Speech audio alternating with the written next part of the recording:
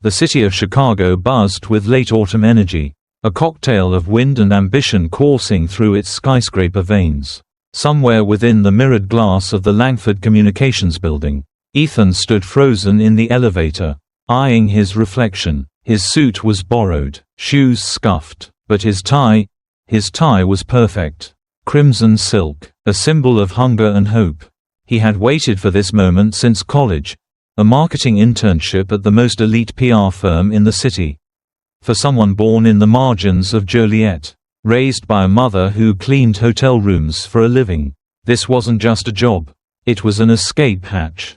The 24th floor opened with a subtle chime. Ethan stepped into a world so polished it almost felt fictional. Open spaces filled with tastefully minimalist decor, glass boards scribbled with million-dollar ideas, and assistants who walked like models straight from Milan.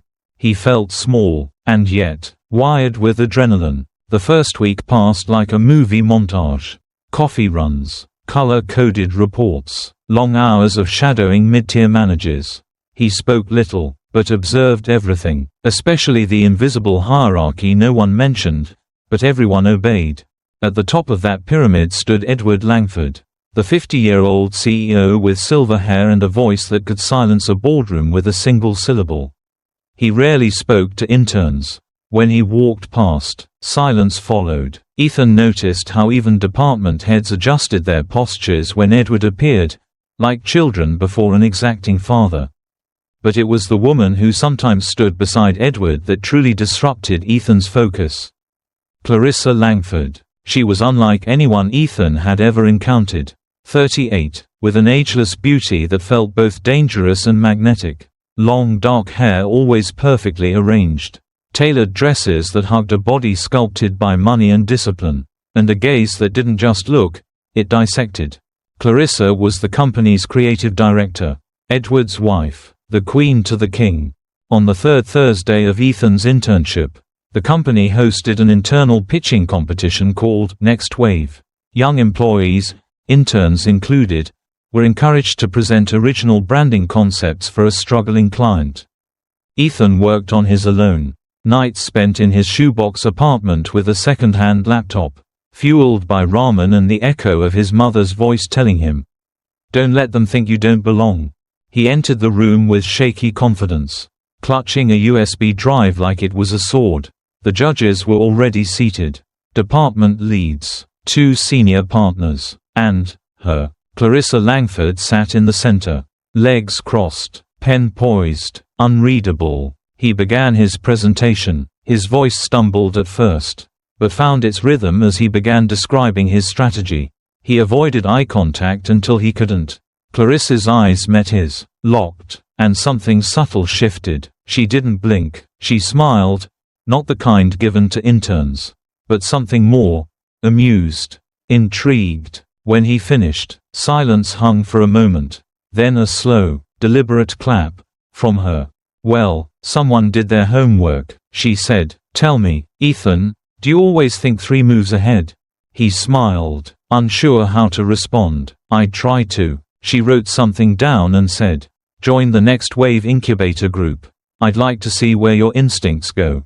He nodded, holding in his shock. The room moved on, but Ethan's world had tilted. That night, he stayed at the office late, too wired to go home. Around 11:42 p.m., his phone buzzed, an internal email. Subject: Feedback. From Clarissa Langford. To Ethan Morales. "Good work today, Ethan. You have potential. Looking forward to more ideas." He stared at the message. Short, professional, except for the smiley face emoji at the end.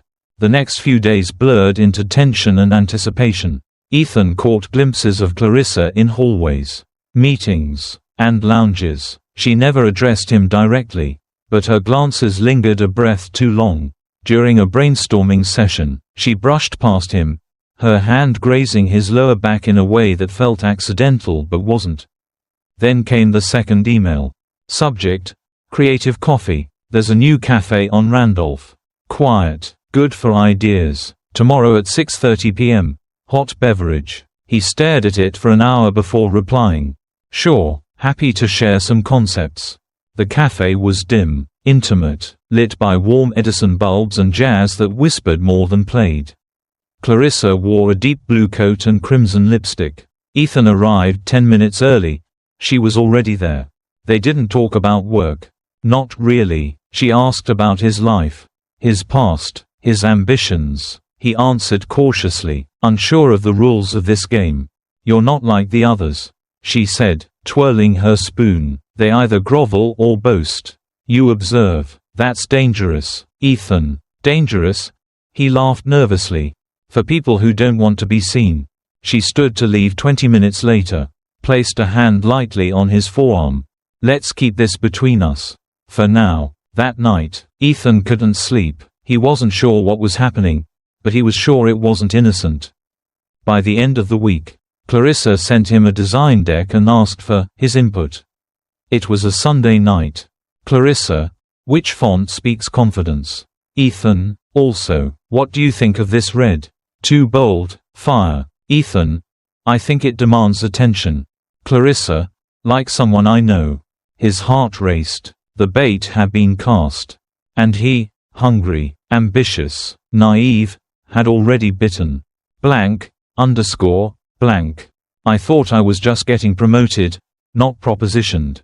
The city of Chicago had dressed up for the evening, every window a lit promise. Every avenue wet with recent rain reflecting the fire of downtown lights.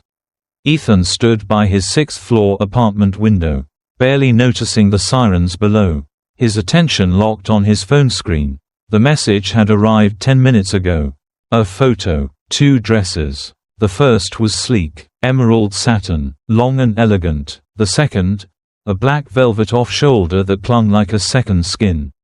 Below the image, "Which one's more dangerous?" followed by a winking emoji.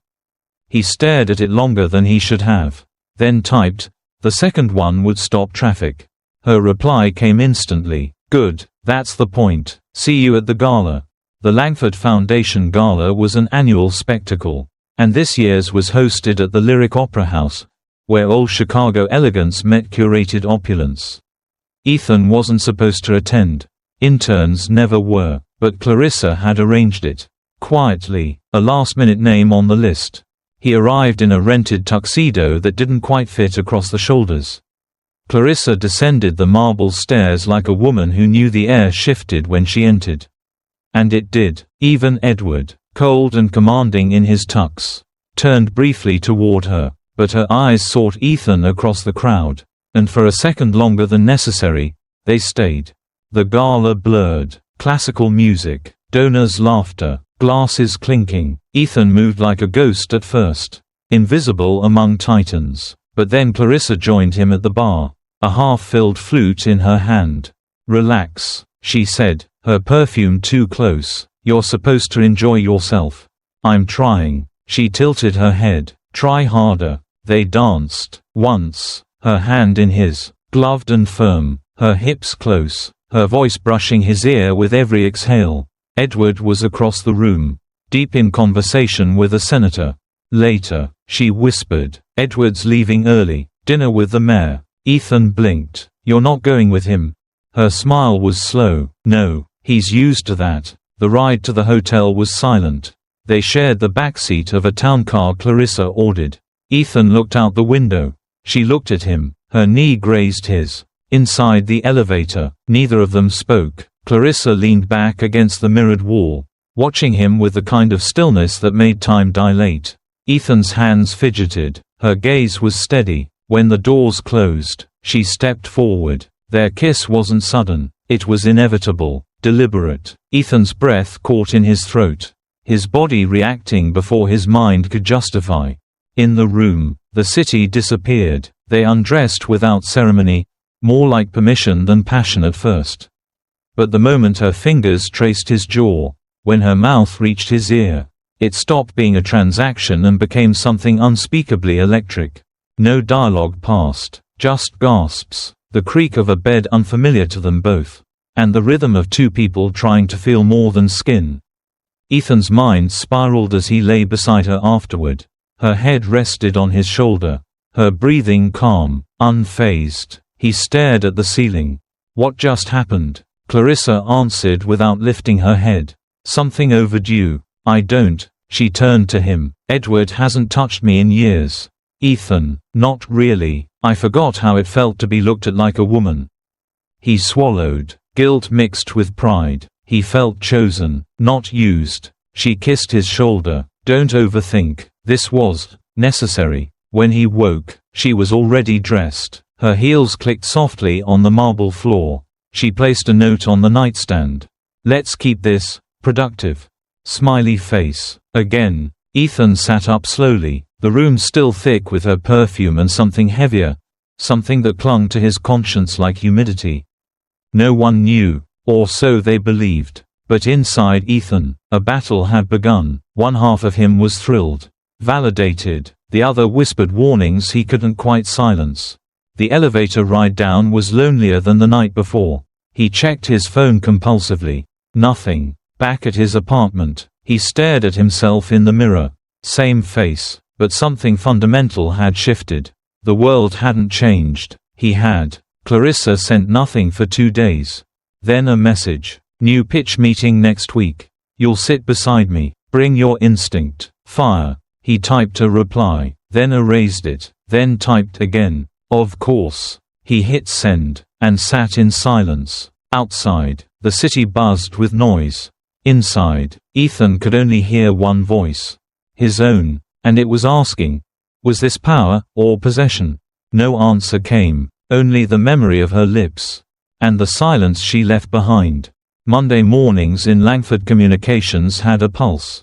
Phones clicked, voices pitched at polite urgency, and the scent of Colombian roast clung to every floor. Ethan walked through the lobby not like an intern, but like a man who knew secrets. And he did. For weeks now, the game had evolved. There were meetings that ended late with just the two of them. Lights dimmed, office doors slightly ajar but never fully open. She would lean over his shoulder while he drafted campaigns, her hand on his back lingering longer than needed, her breath warming the edge of his jaw when she whispered, "That's bold. I like bold." They had a standing room reserved every Thursday at the Sentinel Hotel downtown. The concierge never asked. The room always smelled of lavender and leather. Ethan started bringing her gifts, a bottle of rare gin, a Mont Blanc pen, and once, a bottle of niche French perfume he couldn't afford. Clarissa laughed and said, "Spoiling me already? Maybe I like the smell of power," he said, but the line between admiration and obsession blurred fast. At work, Ethan began cutting corners he wouldn't have dared to before. He stopped showing up to group meetings on time. When asked for drafts, he deferred, knowing Clarissa would smooth over the delay. And she always did. He saw the way others looked at him. Half jealousy, half suspicion. A junior associate named Jeremy cornered him in the elevator one morning.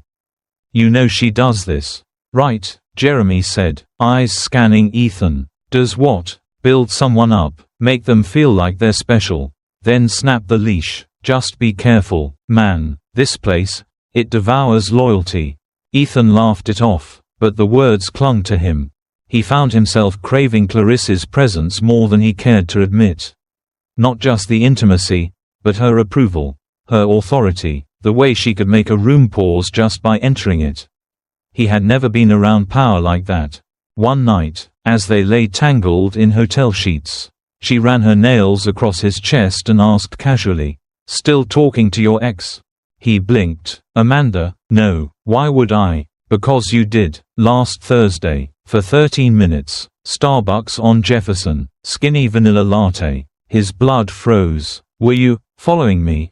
"Don't be ridiculous." She smiled, but her voice carried no warmth. "I just have access to scheduling platforms. HR data, and interns don't have privacy policies."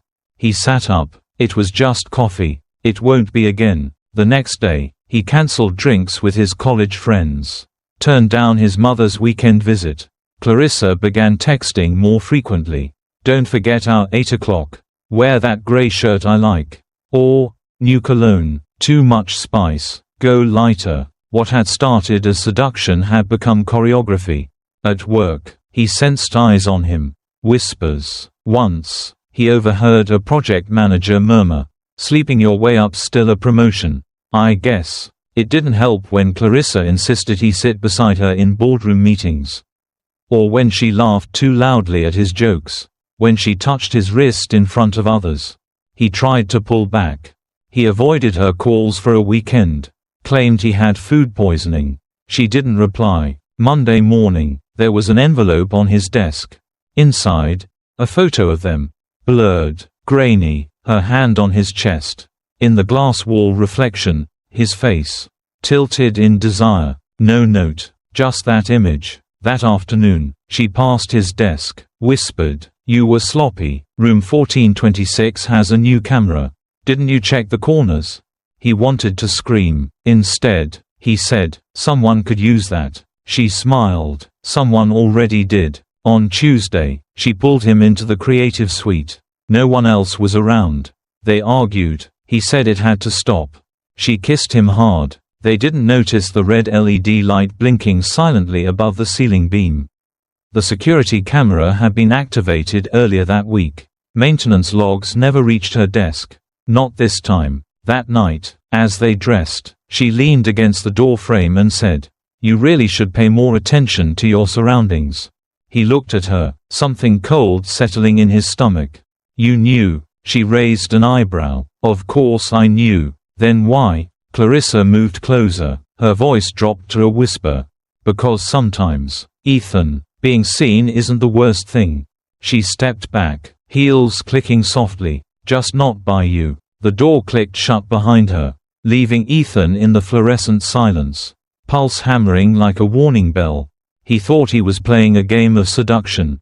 But she had always been the dealer. And the deck was marked long before he joined the table. The email arrived at 7:42 a.m. on a Thursday. The subject line was blank. The recipient, Edward Langford. The sender, an encrypted address. One that would later turn out to be untraceable even by the firm's internal cyber division. The file, a 10-minute clip from the security feed of the Creative Suite. It played without sound, but it didn't need audio to speak volumes. Clarissa's face, Ethan's hands, the clothes that came off like secrets, the mirrored walls capturing every angle with brutal clarity. Edward watched it once, then again, then a third time, slower. He did not blink, he did not shake, he did not even sigh. Instead, he picked up his phone and made a call to the head of legal. "Prepare a termination file for Ethan Morales. No severance, NDA enforcement, potential sexual harassment review, pull HR records." Quietly. Then he hung up. It took 17 minutes for Ethan to be summoned to the 31st floor. When he stepped into the boardroom, he found not Edward, but 2 lawyers and the VP of Human Resources waiting. One folder on the table. No one offered him coffee. No one asked him to sit. "This is your formal notice of termination," one lawyer said, "effective immediately." Ethan blinked. "Why?" The lawyer slid the folder toward him. Inside, printed stills, black and white, unforgiving. Clarissa, half undressed. Ethan, undeniably present. The HR director's voice was neutral. "Inappropriate conduct. Breach of ethical policy." Did Clarissa say anything? Did she? The second lawyer cut him off. "Mrs. Langford has stated she was manipulated. That the relationship was one-sided. That she was under emotional pressure." He laughed. A bitter, cracking sound. "That's a lie. That's her formal statement." He reached for his phone. "I have messages. I can prove." The first lawyer raised a hand. "Those messages are company property once sent on corporate servers. And disclosing them violates your NDA." It was over in 12 minutes. He left through the freight elevator. That night, an article appeared on a fringe business gossip blog. Then 2 more. The headline spun like rot. "Intern seduces CEO's wife in Langford PR scandal." The article included anonymous quotes. Details only insiders would know. By morning, the story had hit Reddit, LinkedIn, and a mid-tier business magazine. Ethan's LinkedIn page received over 1.20 profile views. The comments section wasn't kind. Clarissa issued a statement that same day. "I deeply regret allowing personal confusion to interfere with professional judgment. This incident has been deeply painful for me and my family. And I ask for privacy as we heal. The phrasing was deliberate. Victim language. Soft power weaponized. Her PR team curated a redemption arc within 72 hours. A planned podcast appearance was rescheduled. A charity campaign featuring Clarissa as a survivor of emotional trauma launched quietly the following week. Edward said nothing publicly, but inside the company, silence became steel. Departments were reshuffled. Projects Ethan had once worked on were handed off without comment. His name was deleted from presentation decks. Access badges reprogrammed. Even his company email bounced. It was as if he had never existed. Clarissa filed for divorce 1 week later. Her lawyer cited irreconcilable emotional abandonment. There were no public scenes. No paparazzi photos. No court leaks. Edward remained silent. Impossibly so. But those close to him noticed changes. Meetings that ended 10 minutes early. A stiffness in his jaw that hadn't been there before. He started arriving at work exactly at 8 a.m. and leaving at 6 p.m. not a second before. Not a second later. One afternoon, Edward entered the executive suite, paused by Clarissa's office door, and simply looked in. She did not meet his gaze. He turned and walked away. Later that day, Edward passed the office of the IT director. He asked one question: "Did we ever identify the sender of that email?" "No, sir. The encryption was military grade. Not internal." Edward nodded. "Delete the file. From every server." The man hesitated. "Sir, legal recommended keeping." "Delete it." The following morning, Edward entered the office 1 hour earlier than usual. He walked to Ethan's old desk, which had been left untouched. Still, oddly, unclaimed. He unplugged the monitor, then the tower, then carefully wound up the cords, placed them into a box, and handed it to facilities. Recycle it. That was the extent of Edward Langford's retribution. No yelling, no lawsuits, just the clean, surgical removal of a virus from the system. By the time Ethan realized how swiftly it had all collapsed, he was sitting in a borrowed studio apartment on the South Side, staring at a phone that no longer rang. No job offers, no calls from Clarissa, only silence. And on loop, in his head, the final words from the last message she ever sent. "Let's keep this productive." Rain slid down the windshield like forgotten promises. The streets of Chicago were slick with it, glowing in the smear of red and white traffic lights. Ethan sat behind the wheel of his borrowed Toyota Corolla, the Uber app open on his cracked second-hand phone. A new ping, another ride. He swiped. Madison and Lake. He adjusted his baseball cap, pulled it lower. The beard helped too. He didn't look like the Ethan Morales on LinkedIn anymore. That man had disappeared 6 months ago. Now he was just David R. A name, a rating, a destination. The woman who stepped into the backseat wore a navy coat and earbuds. 30-something, business casual, likely from one of the towers downtown. She gave him a once-over in the rearview mirror. Then, just loud enough to pierce the hum of the car heater, she said, "Weren't you the guy from that PR scandal? The intern?" Ethan froze. The light ahead turned green. But he didn't move. "You know what, never mind. Sorry, wrong guy." He drove in silence, gripping the wheel tighter. His palms were sweating. He didn't say a word the entire ride. When she got out, she didn't look back. He parked near the lakefront after midnight. Waves slapped against the rocks with slow indifference. Ethan pulled out his phone. No new messages. He opened the archived folder, the one he told himself he would delete. Messages from Clarissa. The first one: "Good work today. Ethan, you have potential." That damn emoji. Then photos. A lipstick-stained wine glass. Her hand over his tie. Her in that black velvet dress. The one he said would stop traffic. And finally, her last words: "Let's keep this productive." He stared at them, not out of longing anymore, but confusion. Did she ever mean any of it? Did she ever feel anything? Or was he always just a pawn? Ethan turned off the phone, sat in silence. He had no job, no friends. They stopped calling when the articles hit. No apology texts, no explanations, just distance. His mother tried to reach him once. He never called back. What would he say? That he got everything he wanted and lost it all in bed? The apartment smelled of takeout and despair. He drove 14 hours a day, saved every tip, told himself he was rebuilding. But he knew, deep down, he wasn't rebuilding anything. He was circling around a life that had spun out, around a woman who had rewritten the rules of reality, around a power he thought he could harness but never understood. He once thought she saw something in him. Now he wondered if she just needed a mirror. Every night, he asked the same question. Was he ever real to her?